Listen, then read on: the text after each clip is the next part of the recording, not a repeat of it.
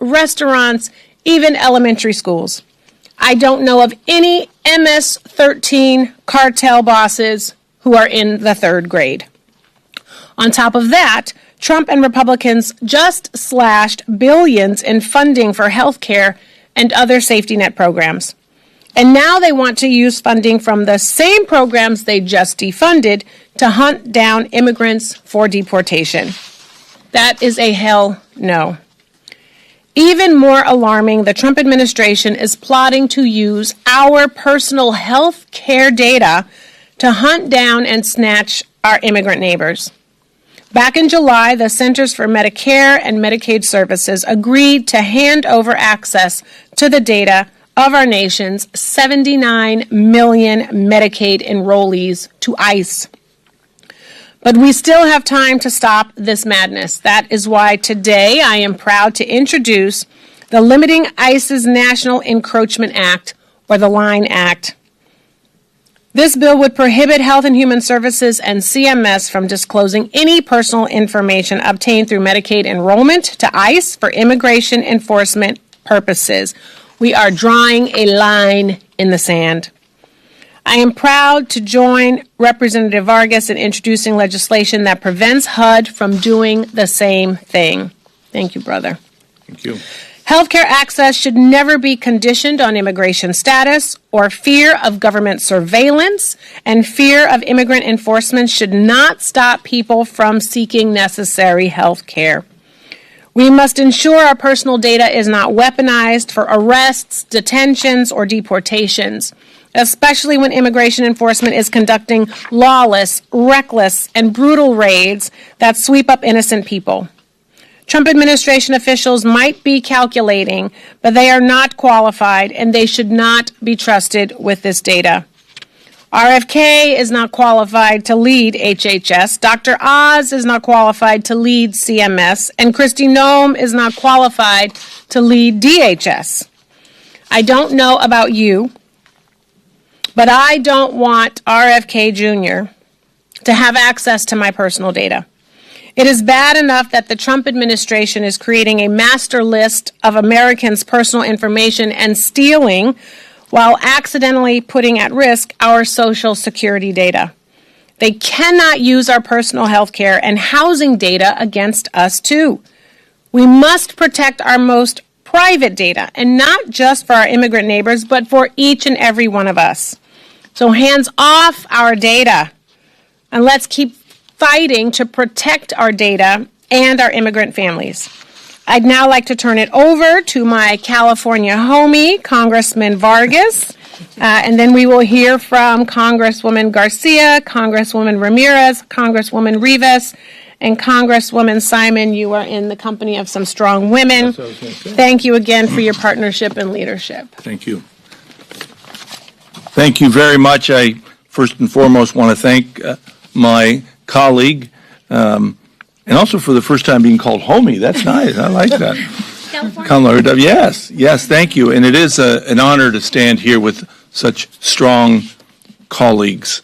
And I, too, want to take a moment. This is the anniversary of September 11th. My wife's a New Yorker. One of her uncles was in one of the buildings. He fortunately didn't die, but he was injured. And I lived in New York for 3 years myself, and I know it was a very difficult time for so many people there. And it's a difficult moment, I think, for our country that we're passing through. And so we want to honor, again, all of them. Now, I want to thank, again, everybody that's here, my colleagues. We're here to announce, as you heard, the introduction of 2 new bills to help prevent immigrants amid Trump's out-of-control crackdown. This administration has repeatedly targeted our immigrant communities. They have snatched immigrants off the streets and disappeared them with no due process at all. They have deported U.S. citizen children with cancer. I mean, the most outrageous things that you can think of. They have militarized our streets with aggressive ICE raids. They have torn families apart, and amid ongoing terror, the Supreme Court, as you just heard, just greenlit racial profiling. They literally said that ICE agents can target and detain people just the way they look and the language they speak. No probable cause at all. This administration is rolling back civil liberties, and terrorizing our immigrant communities. And in recent months, Trump has opened up a new front. This administration is now going after the personal sensitive data of millions and trying to turn it over to immigration enforcement officials. In recent months, the Trump administration announced that they will start sharing Medicaid and federal housing data with DHS. That means that personal information of HUD recipients and nearly 79 million Medicaid enrollees, including home addresses and ethnicities, will be turned over. That's unacceptable. And it's also all of your data. That's unacceptable. We can't allow this to happen. This is personal data that belongs to us. We're becoming a police state. I mean, even now at the airport, I don't even know what they're using the biometrics. I don't even know if they track us now when we drive on the street, because it is becoming a police state under this administration. This effort to pull personal, private, and unrelated health and housing data to fuel a mass deportation agenda, it can't go unanswered. Together, as you heard, we're introducing new federal legislation to block this kind of data sharing. And again, this is something that I think is very, very important. And some of my colleagues on the other side of the aisle, you've heard how they say they want to protect private information. This is their opportunity. This is their opportunity.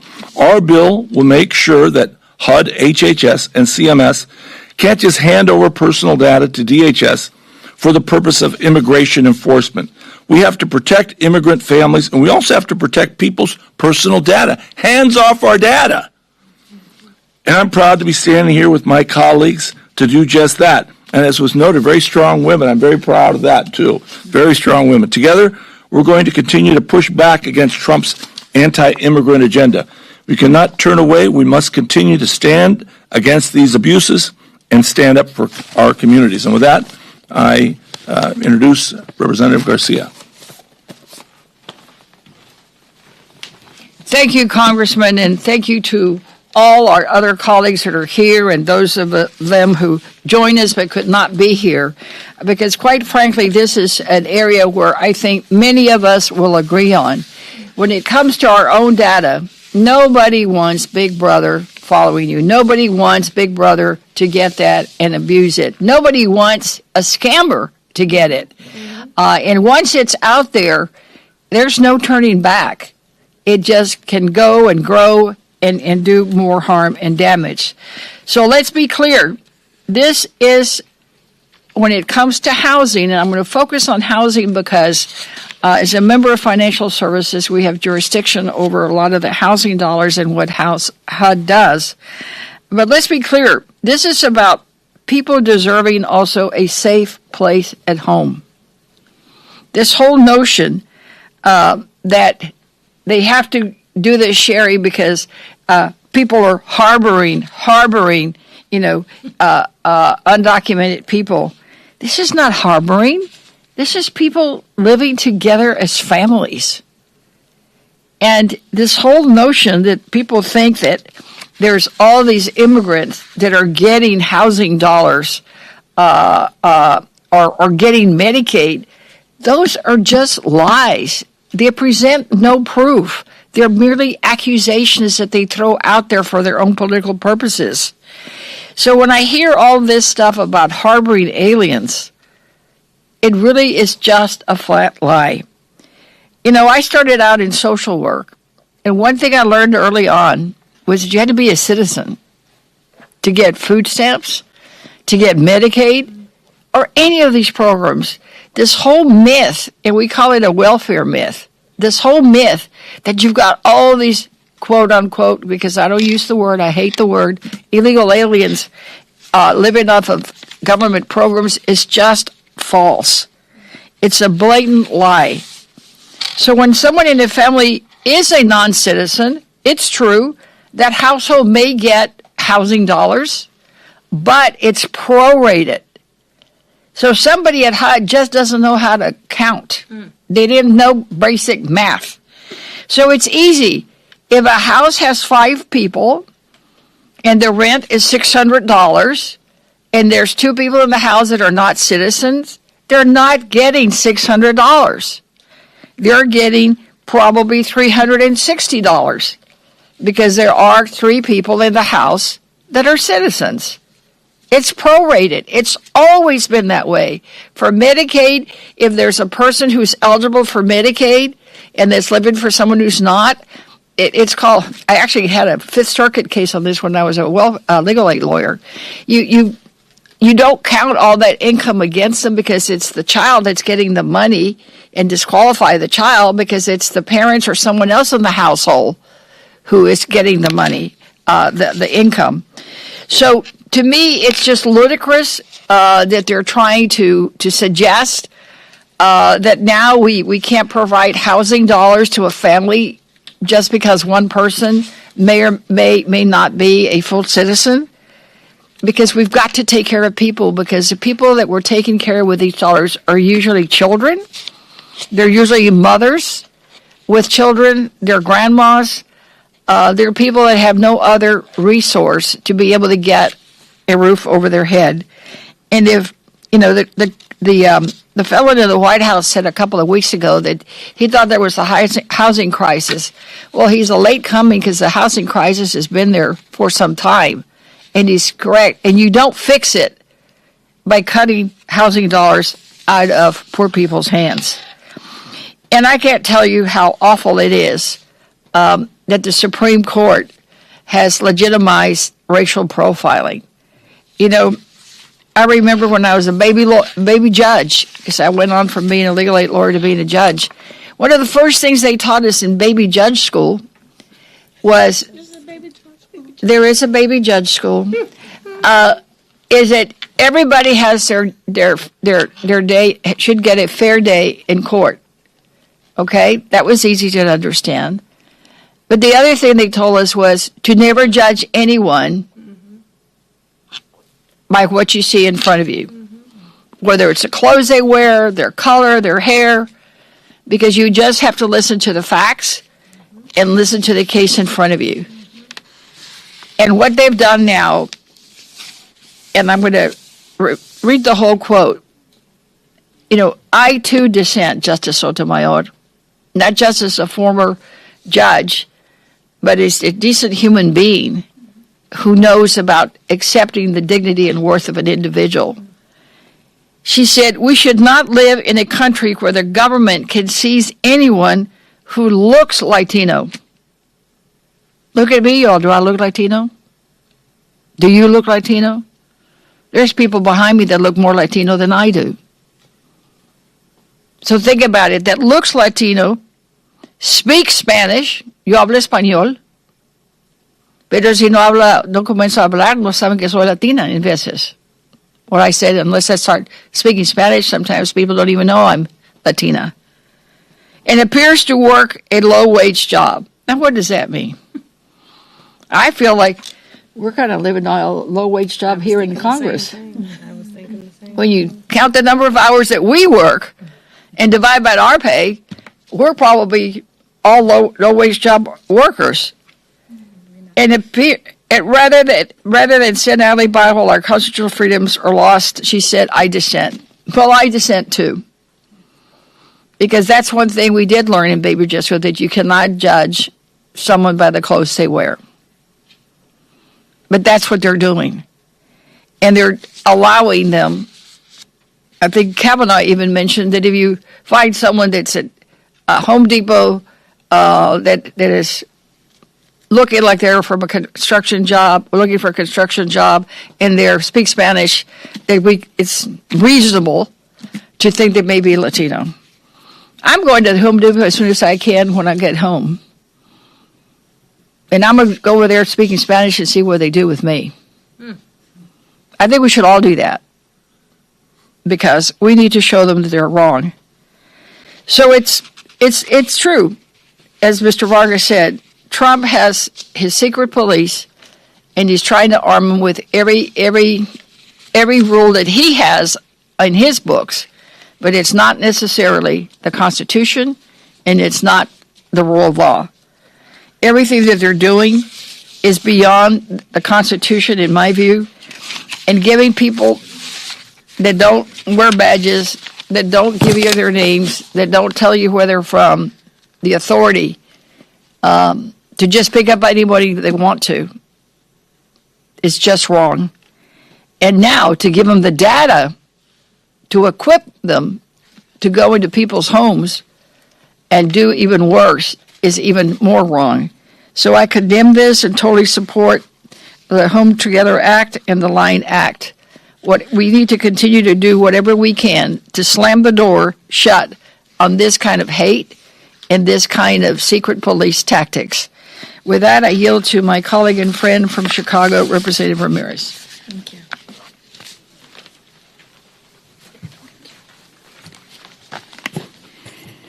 Good morning. Buenos dias. In the past 8 months, it's hard to believe that it's only been 8 months. There are days like today that you wake up and you feel like it's been 8 years. But this administration has abused American data and neglected our data security.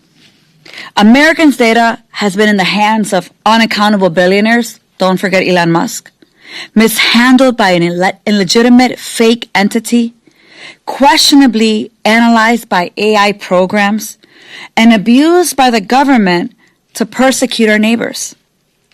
The last part is what we're talking about here today. You see, Donald Trump, Kristi Noem, resign Kristi, Stephen Miller, Tom Homan, and all of the criminals in this administration have weaponized every single agency created by Congress and the data they collect about our neighbors to pursue their vile mass deportation campaign. Through their terror force, they have expanded their power by giving USCIS agents police powers. How does a USCIS agent now get police powers? They're creating a police force where they can carry guns and bypass local authorities, deputizing federal officers from other agencies and taking control of Americans' data in gross violation of our privacy and our civil rights. Driven by their quotas, they've used private, confidential data willingly provided to the IRS, HUD, HHS, and other agencies by our hard-working, law-abiding immigrant neighbors to build their target list. Now, what are they doing with these lists? You've heard from my colleagues here. They use those lists to racially profile, harass, stop, and otherwise terrorize our neighbors. It is why I'm so grateful to be here today with the honorable Congress people from California, Congresswoman Kamlager-Dove and Congressman Vargas. We say homie also in Chicago. Our homie from Chicago too. As well as Congresswoman Simon, Congresswoman Garcia, and Congresswoman Rivas. Surrounded by strong women and men who understand that this is a moment that we stay together and we stand as co-leads of the Home Together Act and co-sponsoring the Limiting ISIS National Encroachment Act. Because this is a moment where we need a lot of strong women and men to fight back against Trump's administration data abuses and weaponization of our neighbors' confidential information. And as Congresswoman Sylvia Garcia said, we should all be alarmed. Because make no mistake, today they are targeting immigrants. Tomorrow it could be any of you. It could be anyone who stands against a fascist regime that is threatening a war against its own American cities, against its own Constitution, and against our own democracy. You see, the unlawful actions used against immigrants today will be used tomorrow on anyone who is considered undesirable or a threat to fascism. Because the reality is, fascism always requires a public enemy. It is why these bills are so important, why we're announcing it today, and we ask all of our colleagues to join us to protect Americans and immigrant neighbors and protect your data that should be secure and safe as a commitment that we make in protecting the people of this country. So I want to thank my colleagues for introducing this legislation with us, and I look forward to working with all of you to ensure that we get this bill to the House floor as quickly as possible. And so today I also want to introduce to you another Californian. Thank goodness we got a little Chicago and Texas here. I want to introduce to you Honorable Congresswoman Rivas. Yes. Good morning. Thank you, and thank you to Congressman Vargas and Congresswoman Kamlager-Dove, my fellow Californians, for hosting today's press conference and for leading on the Home Together Act and the Line Act. Just this week, we all saw the Supreme Court's decision that allows ICE to use racial profiling tactics and put a target on the backs of brown and Spanish-speaking individuals. And now this administration wants your personal data to allow ICE to continue terrorizing immigrant communities. HUD and HHS have no authority to share any personal information with the intent of carrying out the Trump administration's anti-immigrant agenda. These bills make sure that the data that these agencies have that does not become weaponized as a tool to deport hardworking individuals and families. You know, this data is highly sensitive. None of us want our data shared. Privacy is concern for majority of Americans, and that's why I proudly joined my colleagues here to co-sponsor these bills. I've heard from too many families in my district in the San Fernando Valley of Los Angeles who are already terrified to leave their homes because of the ICE raids. Students are missing school, parents are not showing up to work, and less families are seeking health care at a time where they really need it. Without these bills, more families across my district and across the country will be in harm's way. This should not be a complicated issue. No one's personal information that was shared in confidentiality should ever be used against them. Our communities deserve to live in safety and without the fear that their information will be turned over to ICE and used against them. And that's why I'm here, excited to join my colleagues to co-sponsor both of these bills, and I call on all my colleagues to protect our communities and pass these bills. Thank you, and next up, I'm proud to introduce Representative Simon from California. Thank you. Yet another Californian. I want to thank my colleagues for calling this press conference today. It's a heavy day. It's a heavy time. And for many of us, our lineage here in this country has been heavy. I'm the first born in my mother's family out of segregation. My mother was born in the early 1950s in Malvern, Arkansas, when racialized segregation was legal and part of the du jour. Being raised in California, I have somewhat of a different experience, although that experience taught in high school, I learned about the thousands of Japanese Americans who were called out of their homes. Like the internment, the United States of America has not properly atoned for slavery, the incarceration of Japanese Americans, the genocide of Native Americans. So there's a tapestry here. The administration is hell-bent on taking us back to a 1920s, 1930s, 1940s America, a segregated America. I'm proud to represent one of the most diverse districts in the country. Over 150 languages are spoken. And I know what makes us special, not just in my district, but all over the nation. Immigrants, the promise of a great immigrant nation is written and instoned and beautifully encapsulated on the base of the Statue of Liberty. Our immigrant communities, we know they make us smarter. They make us stronger. The Trump administration and their extremist and cruel treatment of immigrant communities is despicable, all yet too familiar. Going after children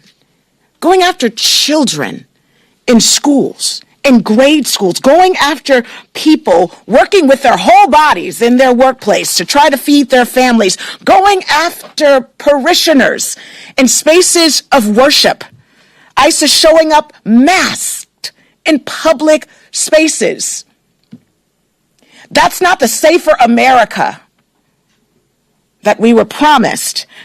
There are young people in my district who have reported to my case staff that they are sleeping under their beds and in closets in fear that their parents won't come home and that they will be next. Those same children and their parents are currently in asylum proceedings. They're following the rules, and yet they have seen their neighbors kidnapped and taken away, separated from their children. Now the Trump administration is trying to weaponize government data to further terrorize immigrant communities. I want to talk to you about what that means in real time. In my district, actually across California, we host some of the world's premier children's hospitals, where children come from all over the world to seek care. In my district alone, I have spoken with medical professionals from nurses to physicians, hematologists and oncologists, and emergency room pediatricians. And they have spoken to us loud and clear that the devastation of these policies are causing real harm. Can you imagine the pain of a mother who escaped a country of tyranny and came here to get treatment for her child?